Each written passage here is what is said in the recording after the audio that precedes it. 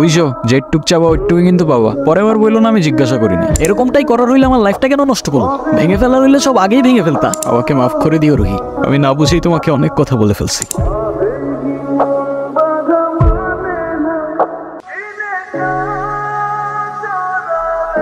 ওই হ্যাঁ 1.5 বছর হয়ে গেছে। কিসের? প্রতিদিন তোমার এখান থেকে ভার্সিটিতে নিয়ে যাই, আবার এনে ড্রপ করি। হ্যাঁ তো আমি কি রাইড শেয়ার করি? না।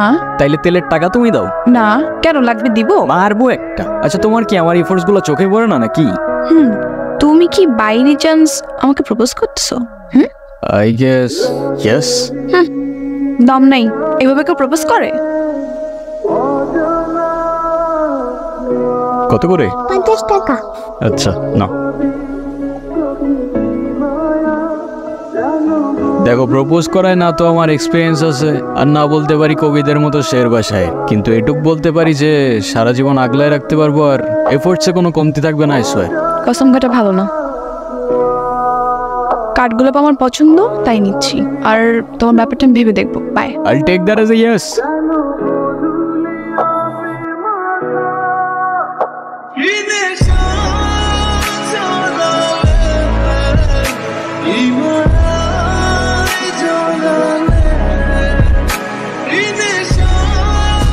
সিরিয়াসলি আমি না বুঝতেছি না তুমি এরকম কেন করছো। আচ্ছা তুমি আমাকে বল, বিএসসির জন্য আমার কানাডাতে স্কলারশিপ সহ সবকিছু রেডি ছিল। তুমি বললে এখন গেলে নাকি আমি তোমাকে হারাম, তোমাকে অন্য কোনো ছেলের সাথে বিয়ে দিয়ে দিবে। ওকে ফাইন, আমি সবকিছু ক্যান্সেল করলাম। তারপর তুমি বললা তোমার বাবা বলছে যে বেকার কোনো ছেলের সাথে বিয়ে দিবেন। আমি সবকিছু ছেড়ে আমার বাবার বিজনেসে বসা শুরু করলাম, যেটাই আমার এতটুকু ইন্টারেস্ট ছিল না। আমি আমার সব ইচ্ছা ছেড়ে তোমার জন্য পারফেক্ট হওয়ার চেষ্টা করলাম। তারপর কিসের কমতি থেকে গেল যে তুমি আজকে এঙ্গেজমেন্ট রিংটা ফেরত দিয়ে দিচ্ছ? আরে আমাকে কারণটা তো বলো অ্যাটলিস্ট। কোনো কারণ নেই, আমার মনে হচ্ছে না আমাদের একসাথে থাকাটা পসিবল। That's it. সিরিয়াসলি তোমার মনে হচ্ছে না আমাদের একসাথে থাকাটা পসিবল? What about me? আমার কি মনে হচ্ছে সেটার কোনো ভ্যালু নাই? আমার সাইডটা কে দেখবে রুহি? দেখো এত কথা বাড়ানোর কোনো মানে নেই, অযথা সময় নষ্ট করো না। সময় তো তুমি আমার নষ্ট করছো। এরকমটাই করার হইলে আমার লাইফটা কেন নষ্ট করো? ভেঙে ফেলার হইলে সব আগেই ভেঙে ফেলতা, নাকি হুট করে এখন বেটার কাউকে পেয়ে গেছো? তোমার যা ভাবা তুমি তাই ভাবতে পারো, আমার কোনো প্রবলেম নেই। আরে প্রবলেম তোমার থাকবে কেন? প্রবলেম তো তোমার ক্যারেক্টার, আর আমার লাখের প্রবলেম যে তোমার মতো একটা মেয়েকে ভালোবাসছি।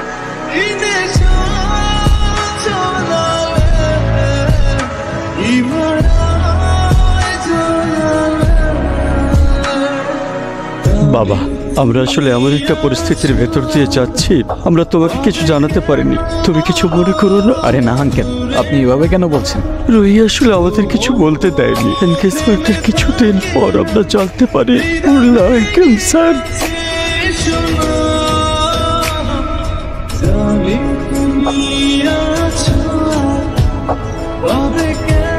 আমাকে মাফ করে দিও রুহি, আমি না বুঝেই তোমাকে অনেক কথা বলে ফেলছি। তুমি আমাকে একটাবার বলতা, এতদিনেও কি তুমি আমাকে এতটুকু চিনতে পারলাম? একটাবার বললে কি আমি তোমাকে ছেড়ে চলে যেতাম? তুমি আমাকে ছেড়ে যাবে না বলি তো আমি তোমাকে বলিনি। কেন তুমি চাও যে আমি তোমায় ছেড়ে চলে যাই? হ্যাঁ, তুমি কেন আমার এরকম একটা জীবনের সঙ্গে তোমার সুন্দর জীবনটা জড়াতে চাও বলো? তুমি ছাড়া আবার কিসের জীবন? আমার জীবনটা তো ততক্ষণই সুন্দর যতক্ষণ সেই জীবনে তুমি আছো। রেহান, সব জেনে শুনে এরকম করার না কোনো মানে হয় না, বুঝলি? আমি তোকে যেটা বলছি সেটা তোর ভালোর জন্য বাবা।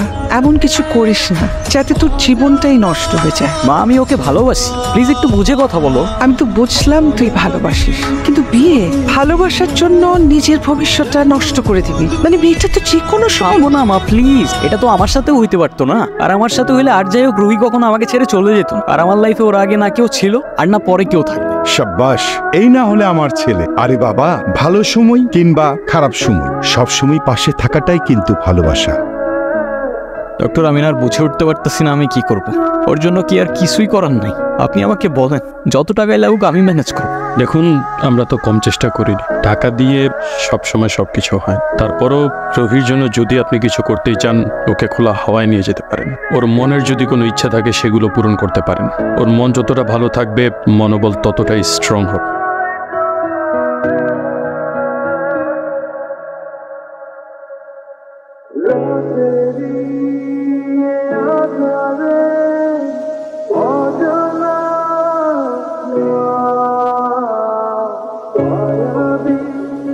অযথা এসব কেন করছো রেহান? অযথা করছি? অযথা নয়তো কি? আমি আর কদিন এভাবে বাঁচবো? শুধু শুধু মায়াটা কেন বাড়াচ্ছ? মায়া বাড়ালে যে কষ্টটাও বাড়ে। তাহলে তো খুব চিন্তার বিষয়। দাঁড়াও, এক্ষুনি তোমার মন ভালো করে দিচ্ছি। আচ্ছা, তুমি যে আমার সাথে এত দূরে আসছো, তোমার বাসায় যদি জানতে পারে? কিভাবে জানবে? কে বলবে? যদি আমি বলে দেই? আই না, একদম না। বাসায় জানলে আমার খবর আছে। ওকে, তো ফিউচার রুহিকে তোমার কিছু ইচ্ছার কথা বলো। ইচ্ছে? আমি তো সেভাবে কোনো ইচ্ছে ভাবিনি। তো এখন ভেবে বলো। আচ্ছা, কোনো এক বিকেলে আমি তোমার সঙ্গে সমুদ্র দেখব। ওকে, আর? আর সেই সমুদ্রের পাড়ে দুজন মিলে সন্ধ্যাবেলা ফানুস উড়াবো। আচ্ছা, এই নাও তোমার বিকেল, আর ওই যে রইল তোমার সমুদ্র। চোখ বন্ধ করো।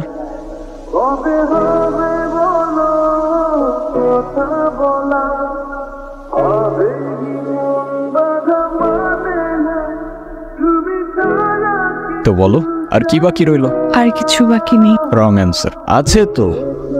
তো ফিউচার রোহিকে জানানোর মতো আর কোনো ইচ্ছে? না, আর তো তেমন কিছু মনে পড়ছে না। বুঝছো, যেটুক চাবা ওইটুকুই কিন্তু পাবা। পরে আবার বললো না আমি জিজ্ঞাসা করি নাই। আচ্ছা ওয়েট, আমরা ফানুস উড়ানোর পর ক্যান্ডেল নাইট ডিনার করব। সাথে থাকবে সমুদ্রের ঢেউ, আর বাতাসে থাকবে কাঠগোলাপের সুবাস।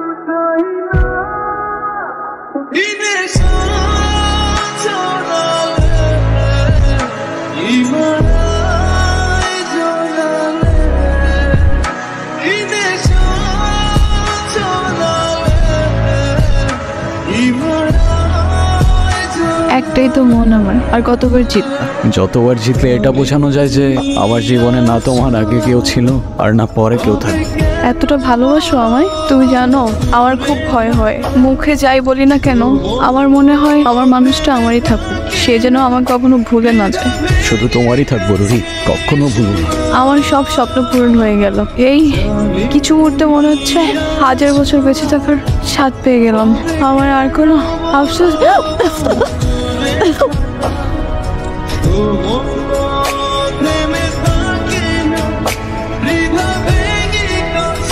ডক্টর, ওর কি অবস্থা এখন? আপনাকে ডাকছে। কি ব্যাপার, তুমি কাঁদতেছো কেন? আরে আমি আছি তো। আরে না, কই কাচ্ছি না। কাজী ডাকছো? সবাই আসছে? হ্যাঁ, আসছে তো। ডাকো সবাইকে। মা, মা আমার কাছে বসো। বাবা, মা আমার কাছে আসো, বসো। রেডি? অলওয়েজ।